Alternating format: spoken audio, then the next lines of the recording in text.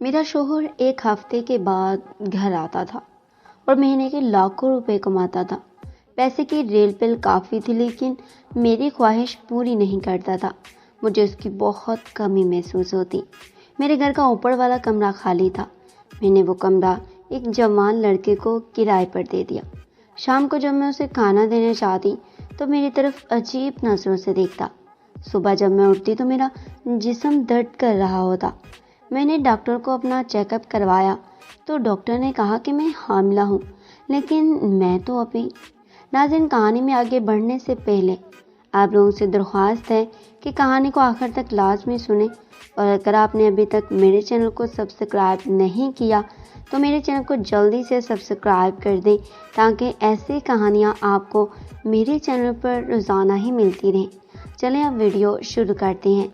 मेरा नाम रिमशा है और मैं एक शादीशुदा औरत हूँ। मेरी शादी को कुछ ही बरस गुजरे हैं। मेरा शौहर अच्छा इंसान है, अच्छी तनख्वाह है, उसकी हर लिहाज से अच्छा, मगर मुझसे खिंजा खिंजा रहता है।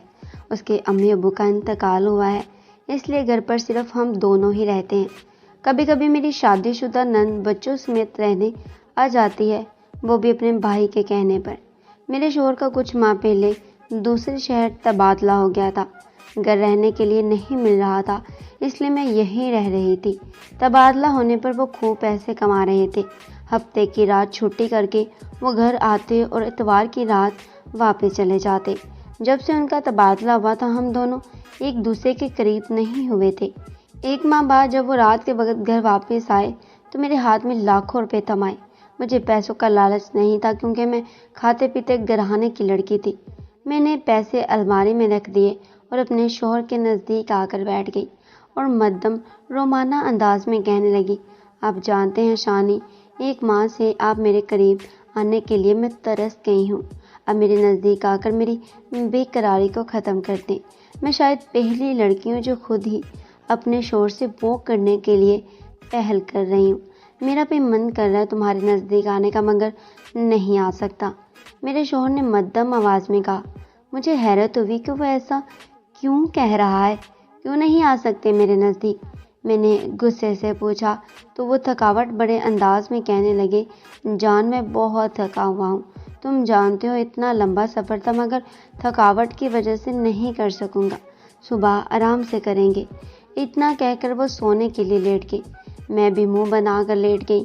मैं जानती थी वो बहाने बना रहे हैं। उन्होंने कभी मेरे साथ खुशी से कुछ नहीं किया था, हमेशा बेदिली और मजबूरी के तहत किया था। जब वो दूसरे शहर जा रहे थे तब मैंने उनकी चाय में मदहोशी की दवा मिलाकर उन्हें अपनी तरफ माइल किया था। अब हर बार ऐसा करना भी नामुमकिन था। सुबह जब हुई वो मुझे सोता हुआ छोड़कर कहीं चले गए थे। मैं जब उठी तो उन्हें घर से गायब पाया। मैं समझ गई थी वो मुझसे जान छुड़वाने के लिए ऐसा कर रहे हैं। अजीब मालूम होते थे मुझे मेरे शौहर। मैं दिन भर उनका इंतज़ार करने लगी। जब वो घर वापस आए तो उनके साथ उनका कोई दोस्त था। मैं इस बात से बेखबर थी कि वो अपने दोस्त के साथ आए हैं। मैं किचन में चाय बना रही थी। मेरा मूड बना था। उनका मूड बनाने के लिए मुझे मजबूरन उनकी चाय में वही वाली दवा मिलानी पड़ी। एक चाय का कप और बना दो, मेरा दोस्त भी आया है, शानी ने किचन में आकर कहा। मैंने जो चाय अपने लिए बनानी थी वो शानी की ट्रे में रखती, सोचा खुद दूंगी जो इन दोनों को देनी थी। चाय वहीं रखकर मैं बिस्किट डिब्बे से निकालने लगी। तेजी में मेरे शौहर कमरे में आए और चाय उठाकर ले गए। मेरे चेहरे का रंग खौफ से जर्द पड़ा। मैंने जब पीछे मुड़कर चाय के कप गायब देखे, मैं भागती हुई बाहर की जानब बढ़ी। ये देखकर मजीद खौफ ज़दा हुई कि वे दोनों चाय पी रहे हैं। कौन सा कप किसके पास था मुझे मालूम नहीं था। मैं वापस कमरे में आ गई और दुआ करने लगी वो चाय शानी ने ही पी हो, उनके दोस्त ने नहीं। वो दोनों शाम से रात तक अकेले कमरे में बातें करते रहे। हमारे घर का ऊपर वाला कमरा खाली था। रात के 10 हुए तो लाइट चली गई। मैं अपने शौहर का इंतज़ार कर रही थी कि जब वो कमरे में आएंगे और मेरे साथ करेंगे। चाय उन दोनों में से ही किसी ने पी थी। अभी तक असर भी होना शुरू हो गया होगा। तो आखिर वो दोनों एक साथ। मेरे जहन में बुरे ख्यालात आ रहे थे और साथ सख्त गुस्सा भी। मैं गुस्से के आलम में सो गई। صبح جب اٹھی تو بدن میں بہت درد محسوس کر رہی تھی۔ نہا دھو کر باہر آئی تو دیکھا میرا شوہر پھر سے غائب ہے۔ میں اوپر کمرے میں گئی تو دیکھا وہاں صرف شانی کا دوست موجود تھا۔ میں نے اس سے شانی کے متعلق پوچھا تو وہ کہنے لگا شانی تو رات میں ہی واپس چلا گیا تھا۔ اس کی بات سن کر میرا تن بدن غصے کی آگ میں جلنے لگا۔ تم رات یہاں کیوں رکے تھے؟ اپنے گھر واپس جاؤ، میں نے سخت لہجے میں کہا۔ میرے پاس رہنے کو مکان نہیں ہے اس لیے رکا تھا، ابھی جانے لگا ہوں۔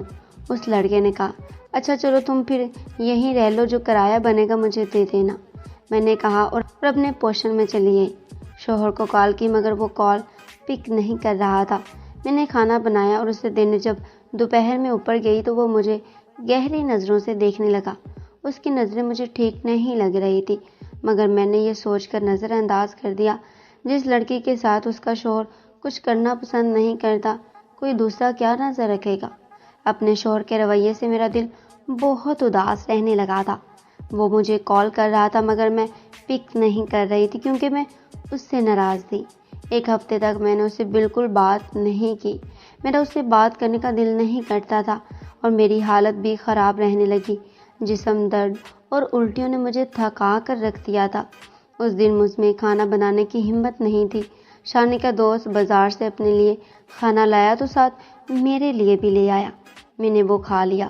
بھابھی شانی آپ سے بات کرنا چاہتا ہے، وہ آپ کو کچھ اہم بتانا چاہتے ہیں، شانی نے کہا۔ میں خاموش ہو گئی۔ وہ میرا سر سے لے کر پاؤں تک جائزہ لینے لگا۔ مجھے اس کی نظریں خود پر اچھی نہیں لگتی تھی۔ میں کمرے میں چلی گئی۔ شانی کی کال آ رہی تھی۔ وہ میرے لیے پہلی مرتبہ بے قرار ہو رہا تھا۔ مجھے یہ دیکھ کر اچھا لگا۔ 2 گھنٹے کے بعد جب میں نے شانی کی کال کی تو وہ کچھ پریشان لگ رہا تھا۔ مجھ سے میری طبیعت کے بارے میں پوچھنے لگا۔ مجھے لگا اس کے دوست نے اسے میرے بارے میں بتایا ہوگا تبھی وہ پریشان ہے۔ میں نے اسے سچ بتا دیا کہ میں بیمار رہنے لگی ہوں۔ جسم درد اور الٹیاں مجھے پریشان کر رہی ہیں۔ میری طبیعت کا سن کر وہ پریشان ہو گئے اور کہنے لگے یہ سب میری غلطی ہے۔ مجھے اس رات اپنے دوست اتنا کہہ کر وہ خاموش ہو گئے اور کال بند کر دی۔ میں نے دوبارہ کال کی، انہوں نے اٹھا لی اور کہنے لگے میں گھر واپس آنے کی کوشش کرتا ہوں، تم کسی اچھے سے ڈاکٹر کے پاس جاؤ اور مسئلے کا حل پوچھو۔ میں حیران ہو گئی اور سوچنے لگی وہ کیا کہہ رہے ہیں، کس مسئلے کے حل کی بات کر رہے ہیں۔ شام کو جب میں محلے کی لیڈی ڈاکٹر کے پاس گئی، اس نے جب میرا چیک اپ کیا تو مجھے ایسی خبر سنائی جسے سن کر میرا وجود کانپ گیا۔ میں ماں بننے والی ہوں، یہ کیسے ممکن تھا؟ میں تو کئی ماہ سے اپنے شوہر کے نزدیک نہیں گئی تھی، پھر یہ بچہ کیسے آ گیا؟ میں رپورٹ لے کر گھر واپس آ گئی۔ مجھے سمجھ نہیں آ رہا تھا کہ میں اپنے شوہر کو کیا جواب دوں گی جو وہ اس بچے کے بارے میں پوچھے گا۔ میں نے جب گھر کی دہلیز پر قدم رکھا تو مجھے حیرت کا جھٹکا لگا۔ شانی گھر پر ہی موجود تھا۔ مجھے دیکھ کر فوراً اس نے اپنے ہاتھ سے رپورٹ کھینچی اور پڑھنے لگا۔ وہ پڑھا لکھا تھا، مجھے حیرت سے دیکھنے لگا۔ میں نہیں جانتی شانی میں ماں کیسے بننے والی ہوں، میرے کردار پر شک مت کرنا، میں نے بھری آنکھوں سے کہا۔ مجھے کچھ کہنے کے بجائے وہ الٹا خود رونے لگا اور بولا یہ بچہ میرا ہی ہے۔ آخری دفعہ واپس جاتے ہوئے میں تمہارے نزدیک آیا تھا، تم سوئی ہوئی تھی۔ میں نہیں چاہتا تھا تمہیں اس بات کی خبر ہو، مجھے ایڈز تھا اس لیے میں تمہارے نزدیک نہیں آتا تھا، مگر شکر ہے اب ختم ہو گیا ہے۔ اپنے شوہر کی بات سن کر مجھے سکھ کا سانس آیا۔ میں اس کے گلے لگ گئی اور مسکرا دی۔